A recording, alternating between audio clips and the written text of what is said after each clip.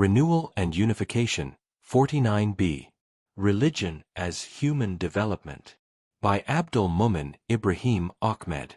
Religion nourishes the inner consciousness, the inward feelings, and the entire inner world. Faith, therefore, is not merely an abstract intellectual belief, it is an integrated experience of mind and heart. Within this living experience, purpose is formed, motivation is generated, and the power to endure and resist is born. Faith is not simply an intellectual shell but an inward energy that moves the human person from within. When heaven entrusts someone with a mission, it does not merely commission him externally, it transforms him inwardly. His inner doors are opened, as though the chambers of his soul have become aligned, allowing pure winds and living waters to pass freely between the unseen world and the visible world, and back again.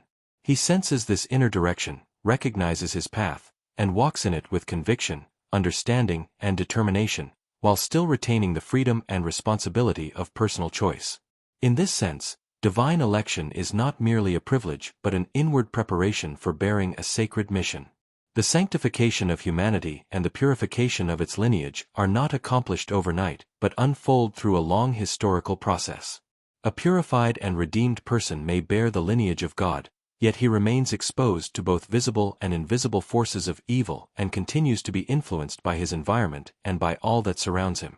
Consequently, the purification of human descendants is a journey extending from generation to generation, reaching completion only through experience and the accumulation of wisdom and knowledge, until knowledge itself becomes a safeguard against repeating past failures.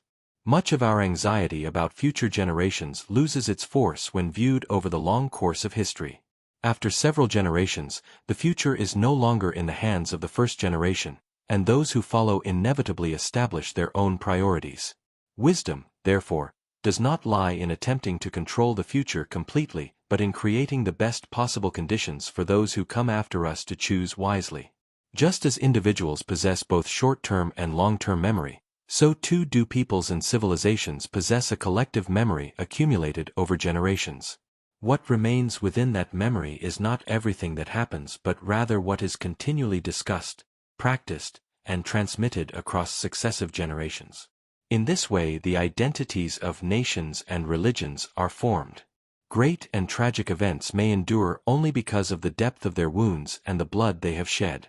What truly benefits the rational memory, however, is not the pain itself but the lessons learned and the wisdom gained from experience.